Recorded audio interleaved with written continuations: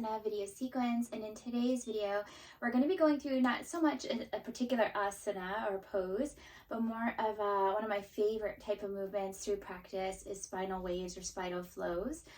So this is really great for just working with the energy to move through the back and just feel that fluidity through the back, feel that ease of movement through the back, and this beautiful flow of energy in the practice to just literally open up and feel that divine ability through that flow, and that releasing of any tightness or tension, but just feeling that greater opening in the back, right? So as we move in this way, we really feel that fluidity through that movement. So we'll begin our practice today in seated position. Normally I've been starting standing, but today we'll start in Sukhasana, easy pose, seated on the mat. And we begin with a nice deep inhale and exhale. And really just feeling that moment to connect to ourselves, feel present with ourselves in practice. And so we'll start feeling that connection to the root, feeling rooted into our mats, feeling connected in that way, feeling our hearts open, feeling our connection to Mula Bandha root and our Uddiyana Bandha, our core, belly into spine, feeling connected there, feeling our hearts open, shoulders down and back, lifted through the crown. Inhale, rising up through the crown. Exhale, feeling our body soften into that breath as we focus on that connection to ourselves in this way. And so this is our Sukhasana easy pose. And so when we begin, we'll begin in tabletop. After that moment, just to connect in that way, it's nice to just feel that presence with self. And so typically we'll start with warming up the body in some way, so start to bring that flow and that energy through the body. And so we'll start in our Padmasana tabletop position as we come into cat-cow. So we'll inhale, rise up through the crown, arching through the back. Exhale, pressing through the palms, fingers wide as we round through the back. Coming into our cat pose, our Marjasana. Inhale, rise, shoulders down and back, lifted, arching through the back. So I typically will start, when I'm starting a tabletop, just a few rounds of this cat-cow position. And this really is that position of part of what we're doing in our spinal flow. So it's really good to just feel that connection to that. So that arching, lifting through the crown, arching, lifting through the tailbone, pressing into the palms, exhaling, rounding, opening up through the back. As we still keep the press through the palms here. Inhale to rise. Exhale, round. And then we can begin to just start with circling rounding around here, loosening up this way. So coming counterclockwise and then clockwise. Sometimes I'll do these even with palms face forward. Just to open up here through the forearms. One way, then the other. Clockwise, counterclockwise. Even sitting the hips back to open up and deepen through those forearms. Coming back, fingers forward as we begin to work with, start to rotate through the low back. So start to draw the hips up, arch, and then lift, coming into a rounded position. So inhale and exhale. Inhale. And exhale. So right now we're focused on bringing that flow through that low back, and we can start to draw it up through the upper back to just open up even more into that flow. So rounding, drawing the belly into spine as we come up, and then exhaling, arching, and exhale. Inhale. And we can come through that other side, and again, you can just feel that all the way up, low back. It's isolated through the low back, and then start to draw up into the upper back to engage through that whole back. So we lift through the back. So this would be isolated, just the low back. And then if we start to accentuate even more through the upper back, drawing energy up, start to involve more of that upper back movement. Good. And so then focusing on just upper back, we would start to arch. So I like to round through the upper back into that cat position, Marjasana, and then start to arch through that upper back. So round and just start to draw the energy around in circular rotations through that upper back. And then we can come counterclockwise, same thing, one way then the other.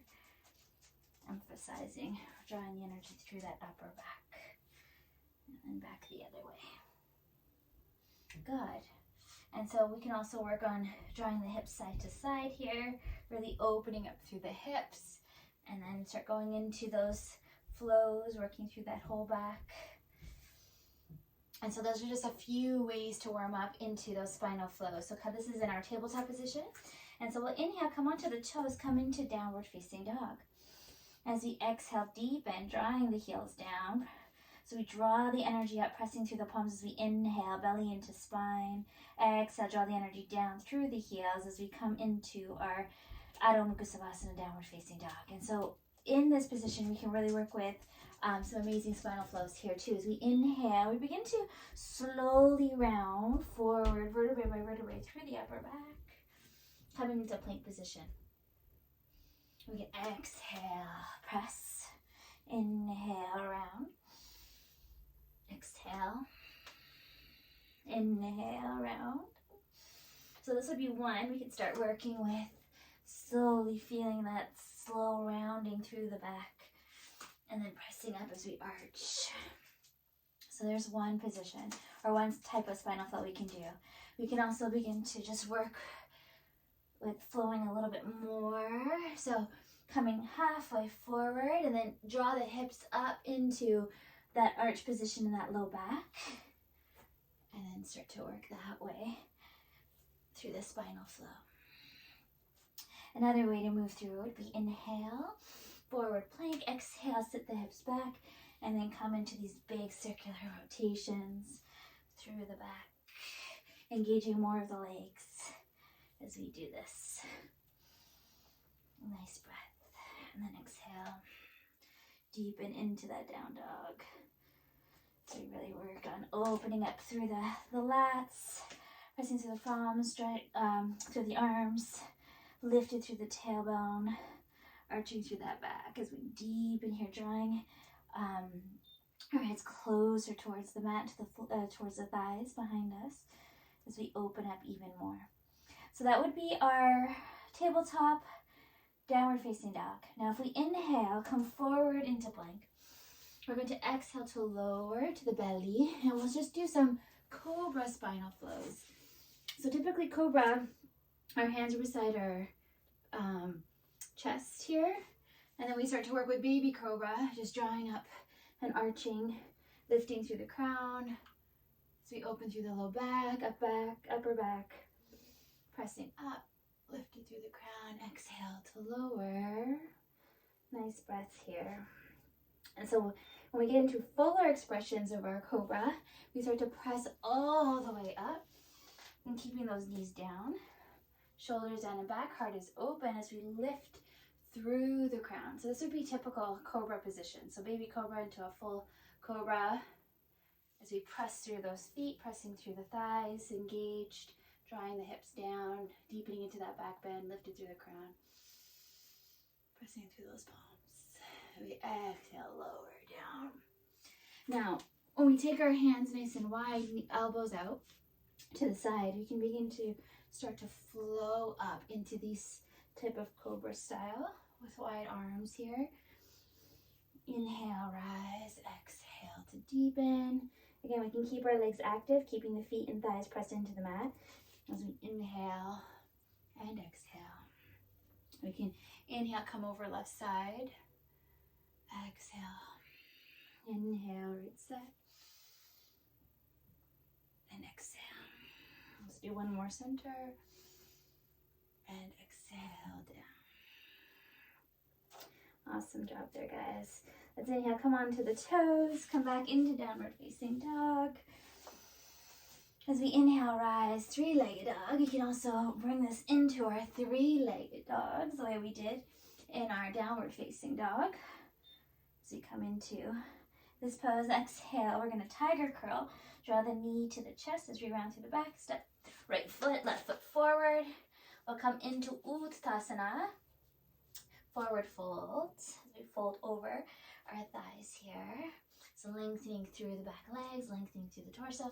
If you're not able to reach the floor, you can always use blocks here to bring the floor up to you or to the shins. And so we usually inhale, we'll exhale, deepen into our Uttasana, forward fold. And so we can start to begin with a few options.